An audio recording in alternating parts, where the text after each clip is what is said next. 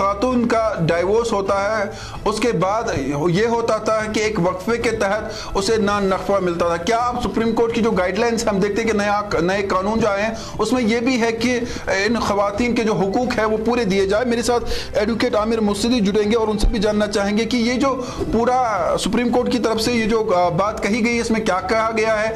क्या एक खातून को तब तक नान नफा मिलेगा जब तक वो दूसरी शादी नहीं करती है और डाइवोर्स के बाद जो है उसे जारी रहेगा?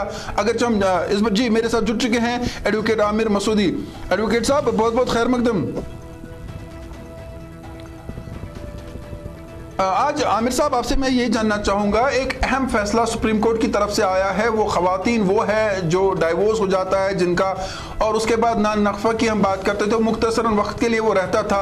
अब जो सुप्रीम कोर्ट की तरफ से जारी गाइडलाइंस या हम कह सकते हैं जो नया कानून आया है जिसमें तरमीम हुए, ये क्या हुआ ये हम आपसे समझना चाहेंगे।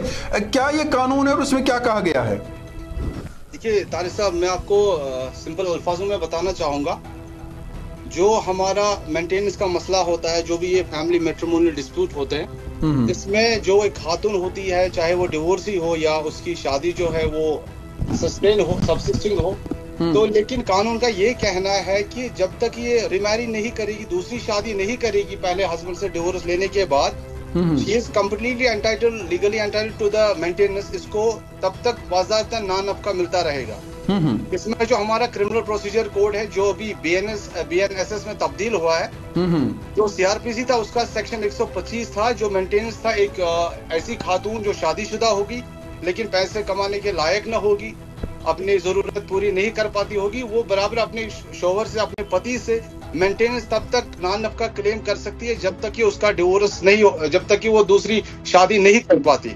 लेकिन हमारी शरीयत लॉ की अगर बात करते हैं, जो मुस्लिम पर्सनल लॉ था उसमें था कि 3 महीने 10 दिन जो एक डिवोर्स लेडी का इद्दत पीरियड होता है तब तक वो मेंटेनेंस क्लेम कर सकती है, लेकिन 3 महीने 10 दिन गुजरने के बाद वो अपने शोहर से जिससे उसका तलाक हुआ होता है उससे नान नफ़का क्लेम नहीं कर सकती। यह हमारा इस्लामिक मुस्लिम जूरिस्प्रूडेंस है।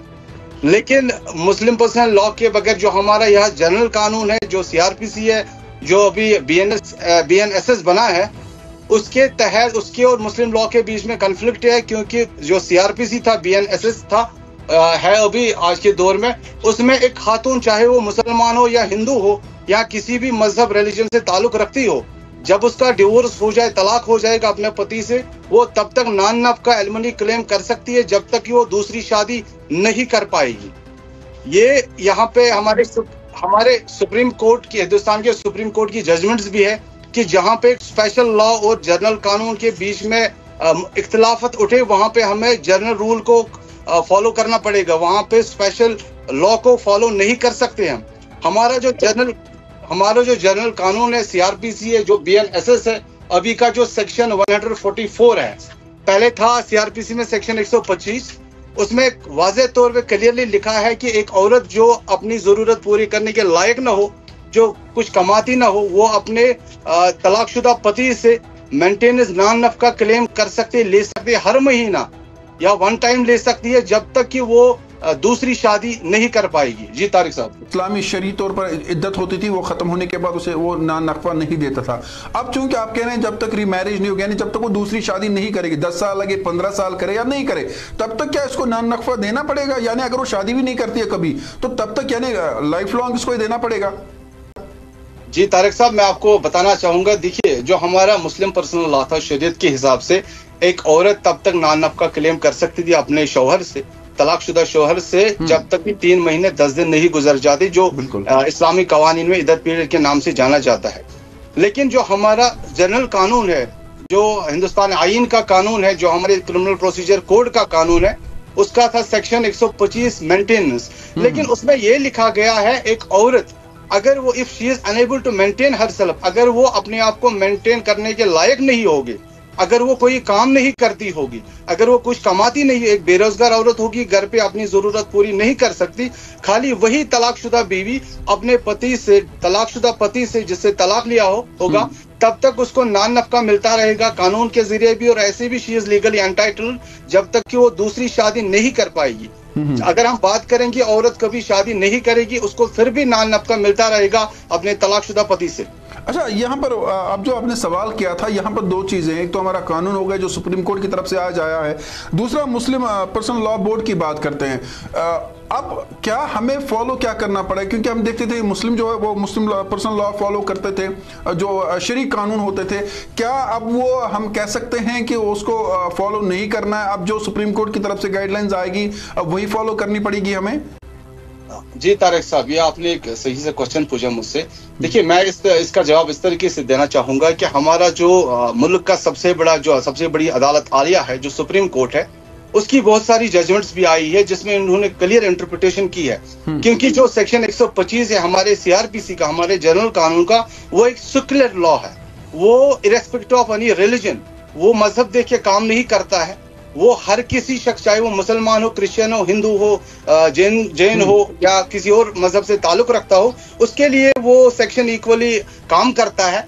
वहां पे हमें स्पेशल कानून को फॉलो नहीं कर सकते हैं हम सीआरपीसी के अगेंस्ट के अवेलेबल होने के बाद, क्योंकि सुप्रीम कोर्ट ने क्लियर जजमेंट इसमें वाज़ेह तौर पे पहले कहा है, पहले वक्त में भी जजमेंट आई, आजकल भी आई, कि जहां पे कंफ्लिक्ट होगा in between general law and special law, then it is the general law which is to be followed. जहां पे आज के BNSS में एक सेक्शन 144 है, और जो स्पेशल कानून है शरीयत लॉ, वहां पे हमें उसको बाईपास इग्नोर करके जनरल लॉ को फॉलो करना पड़ेगा।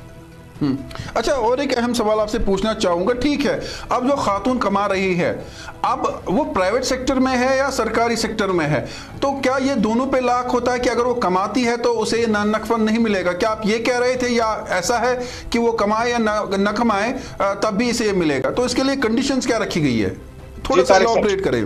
देखिए तारिक साहब, मैं दो चीजें कहना हूँ। जो हमारा सेक्शन है 144 BNSS का, वो एक सेक्युलर प्रोविजन है। उसमें क्लियरली लिखा है, उसमें जो लैंग्वेज है वो है a wife woman who is unable to maintain herself. ये लड़की अपने बाप से भी क्लेम कर सकती है मेंटेनेंस। और जहां तक कि एक मैरिड वुमन का सवाल है, एक शादीशुदा औरत का ताल्लुक है, चाहे वो प्राइवेट सेक्टर में काम करती होगी, चाहे वो गवर्नमेंट सेक्टर में काम कर, चाहे उसकी इनकम कम हो ज्यादा हो, उससे फर्क नहीं पड़ेगा। कानून में खाली इतनी जवाजियत है कि अगर एक औरत इस लायक है, वो अपने लिए कमाती है, अपनी डेली नीड जरूरी चीजों को फुलफिल कर पाती है, अपने जो उसके नानक का जो भी उसका खर्चा है, जरूरी अखराजात है, वो पूरे कर पाती है, तो वो मेंटेनेंस क्लेम नहीं कर सकते।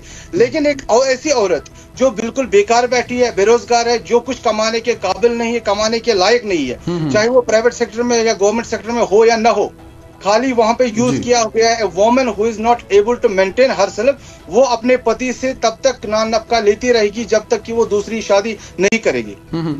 अच्छा, इसमें और एक चीज़ मैं आपसे जानना चाहूँगा, क्योंकि जो आम उर्फ़ आम में कह सकते हैं कि आप नॉर्मल लैंग्वेज लोगों को समझाना, आम ज़बान में समझाना, वो मैं आपसे समझना चाहूँगा। आप मुख्तसर एडवोकेट साहब, वो ये मेरा सवाल आपसे है, शादी हो जाती है, हम जानते हैं कि जब किसी की शादी होती है और इसमें खुला भी होता है और मर्द की तरफ से डाइवोर्स दिया जाता है, वो अच्छे से आप समझाएंगे। अब अगर खातून है, वो मर्द से खुला चाहती है, तो उसमें क्या कंडीशंस है, किन कंडीशंस पे खुला हो सकता है? क्या वो भी इसमें कहा गया है जो नया कानून अभी आया है, या वो वही है जो पहले था? नहीं, वो तो जो लैंग्वेज है प्रोविजंस की, जो कवानीन की लैंग्वेज है, वो तारिक साहब सेम है, थोड़ी बहुत चेंज हुई है। मैं आपको बताना चाहूंगा एज पर मुस्लिम पर, क्योंकि हम पे इस रेस्पेक्ट में डिवोर्स हमें किस तरीके से देना है, ये हमारे मुस्लिम पर्सनल में क्लियरली मोहम्मदन लॉ में लिखा है। जो खुला की आपने बात की, खुला एक ऐसी चीज है, वो खाली औरत, एक शादीशुदा औरत अपने पति से, अपने शोहर से मांग सकती है, वो खुला दे नहीं सकती।